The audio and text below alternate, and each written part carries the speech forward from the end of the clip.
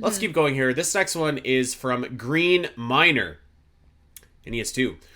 Breath of the Wild is the worst 3D Zelda game, and Hyrule Castle from Breath of the Wild is a bad dungeon. Yeah, let's play it. Come on. Yikes.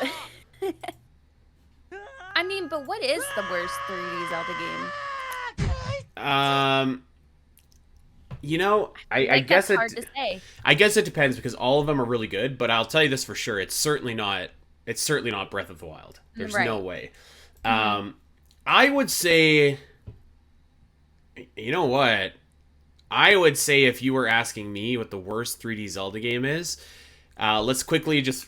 So it's not going to be Ocarina of Time, clearly. It's not going to be Majora's Right. Mask, clearly. It's not going to be Breath of the Wild. It's probably not going to be Wind Waker. I wouldn't say Wind Waker. I wouldn't say Skyward Sword either. Oh yeah, it's definitely not going to be Skyward Sword. Of course, I forgot about Skyward Sword. But I It's also going to be a wouldn't toss up say between Twilight Princess and Tears of the Kingdom. And so you know what? The next statement from Green Miner: Tears of the Kingdom is the second worst 3D Zelda game. Wow. I mean, I do. This is actually something that I believe somebody would say because I think I did see a lot of like discourse where people like I do not like the way the direction of Breath of the Wild, which is fine. If that's Yeah, not your style of gameplay, it's fine. And then I definitely I definitely saw a lot of discourse towards Tears of the Kingdom saying, "Oh, it's a glorified DLC, blah blah blah." yeah. So I definitely think this is for sure something that some people feel, but I don't agree with it. I would say this is like not ultra spicy, but like the one spicy level below. What are we? For the first one here, let's play it one more time. This is this is a Goron falling into the abyss. So that's what I think of that. Um, you know, I wouldn't about the second take though. I don't know if I like completely disagree with that. What like Mhm. I mean to be honest, like so my least favorite and by the way, I want to just state very clearly. My least favorite 3D Zelda game is still like I love those games, right? Like Yeah, it's still a um superior game. it's still a great game. Hmm. Um but I might play this to the Tears of the Kingdom being the second worst favorite or second worst 3D Zelda game. Thank you! Thank That's our you! man Beetle right there. He's saying thank you. Now, I I don't know. I don't think that that's like completely ridiculous, and I think that you can make that argument in good faith, which I have. And you know what? I was actually reading last night, Al. There's a great article from Sean over on Hmm. ZeldaDungeon.net, who is kind of like the bare bones of it was like, how do we rank Tears of the Kingdom as a sequel and as a game? And like, you know, the article is fantastic, and he to kind of sum it up, I guess a little bit here. He was like, all right, if you're looking at it logically, right? Like logically, Tears of the Kingdom is the better game. Like there's no doubt about it, right? Like it's got better dungeons, it's got more to do, more to explore, more. However, if you're looking at it from a more emotional standpoint where it's like that wow factor and like what's beyond the horizon, like that's gone from Tears of the Kingdom. And that's a big part of an open world game. That's a big part of I feel like what made Breath of the Wild just so absolutely special when you played it, which is like that wow, like what's next? Like what do I find next? And so yeah, I think that I could agree with Tears of the Kingdom maybe being one of the lower tier 3D games, at least for me. Hmm. Yeah, I mean, I don't agree, but I understand where you're coming from. And again, it's just like if it's not your cup of tea, it's not your cup of tea. So I personally don't think either of these statements are true in my universe, but that's okay. Well, certainly not Breath of the Wild. I mean, like I don't know. Like even when Breath of the Wild came out and like it did so many things that are different from the Zelda like formula, I guess. Like I could hear an argument where and I did for a long time where it's like I like Breath of the Wild, but it's not the Zelda game I'm looking for. I guess maybe is how Hmm. I heard it proposed, and I think that's fine. I think that's fair. But yeah, I think that that's a tough one to say it's the worst 3D Zelda game. And in particular, we didn't even talk about this actually. Hyrule Castle is like a spectacular dungeon. The only reason I kind of stuttered there is because like I don't know it's not a dungeon, quote unquote, in the strictest sense of the word, like the other dungeons that we know, but like it's Hyrule Castle and Breath of the Wild is just like phenomenal. Like it really I is. think I think Hyrule Castle in Breath of the Wild is special, and it's hard to gauge it with other dungeons because it almost doesn't feel like a dungeon. It feels more like it's part of the open world, Yeah. rather than a dungeon. And I think that makes it special in its own bubble. But if you are saying, like, if you are putting it on a tier of dungeons and you take what qualifies a dungeon, it wouldn't rank that high because it doesn't have all the components that we care about as dungeons. You could literally just climb the walls or climb the waterfalls and get to the main room. You can do that in maybe a couple other select few Zelda games, but like there's just a lot more that you normally can do in a dungeon. So I can sort of understand this statement, but it's not a bad time, I would say, if that makes sense. Yeah, like if you're getting hung up on the word dungeon, if this was like if this said like Hyrule Castle from Breath of the Wild is not a dungeon rather than it's a bad dungeon, I could have time for that argument. I think like the word dungeon here is semantics. I think you're right. I think he's talking about just the experience, and that experience, I think it's just like it's awesome. Like you go in, there's all these different rooms, all these different levels, the guardians everywhere. It's just this absolute gauntlet.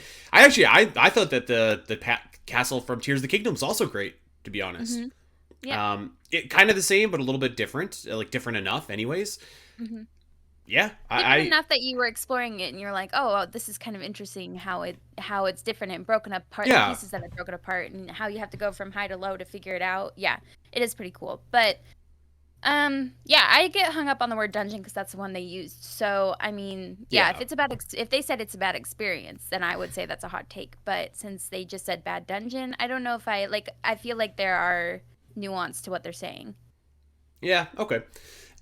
Well, let's move on here. This next one is from our pal Bat Rogue, and here we go. Master Kohga is a far more engaging and better written villain than Ganondorf. Massively so. The player and Link have a history with Kohga, which we don't have with Ganondorf. Kohga and the Yiga clan as a whole have more complex motivations than Ganondorf. We interact with Kohga a lot more over the course of the game. Koga's part in the narrative of Tears of the Kingdom's world is far better integrated.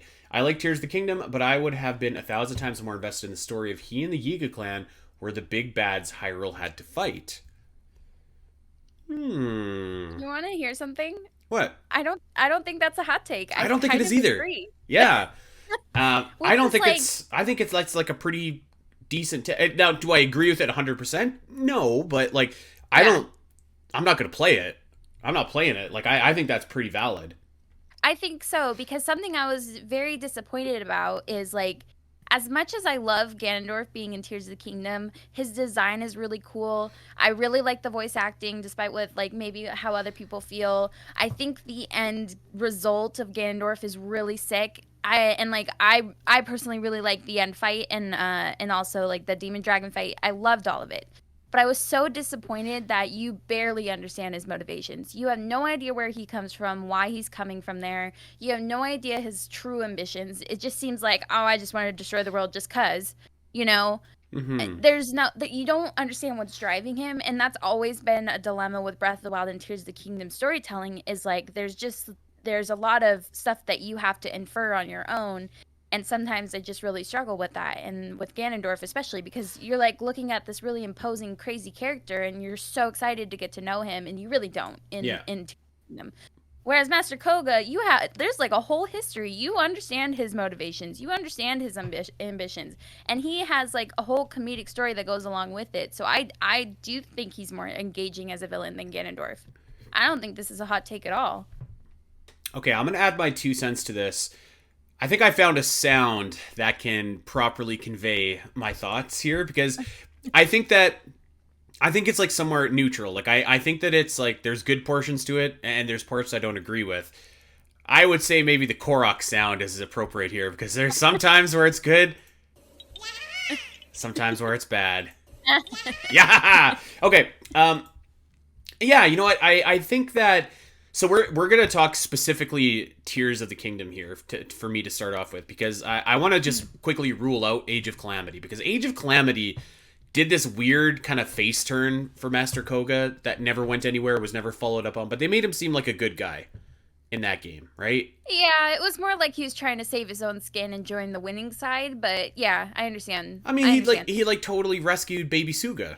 Like that was his thing that he did in that game. So like they kind of made him into a good guy in that game, which I thought was weird. I don't know if you liked it or not. I liked Koga in that game, but the introduction of Suga and having and Aster too with the whole Yiga clan, I do think that threw Yeah. a few wrenches in it. But I just like that he's so flippant and flighty, in that he will switch sides if he knows like which side is winning, or you know what I mean. And like he's like, I don't really like this Aster guy. I was over here trying to fight for the Demon King, and then he killed Suga, and so he was like, okay, I'm Yeah. gonna join the other guys. But like, I understand where you're coming from, where it was kind of weird and like maybe not. It was a little bit, yeah, it was a little bit inconsistent with what we knew of him from Breath of the Wild, and again in that what we saw of him in Tears of the Kingdom. Now, Yeah.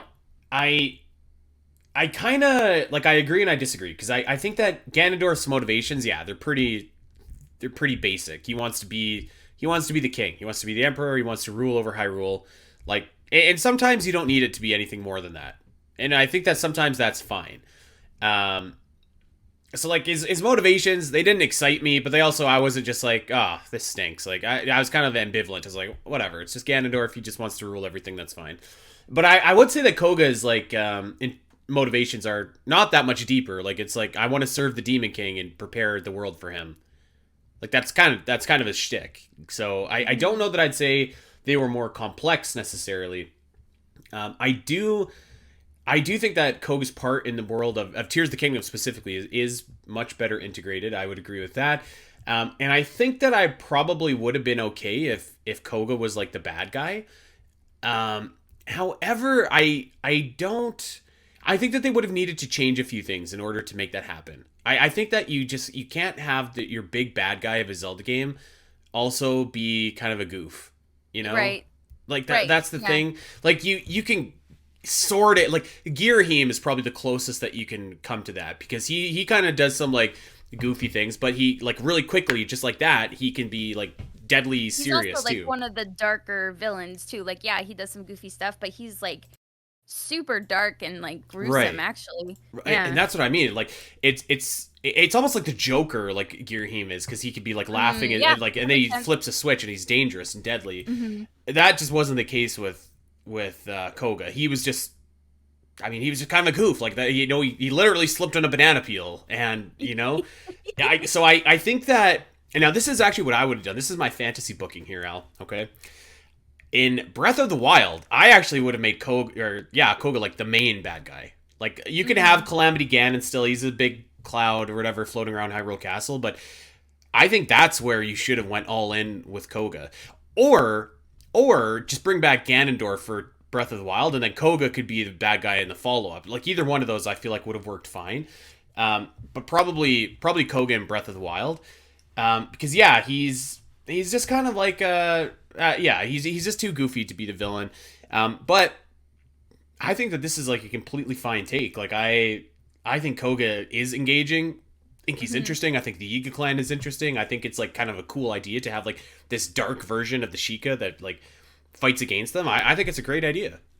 Yeah, I think I wouldn't agree with the part where having them as a big bad, the Yiga clan and Kohga.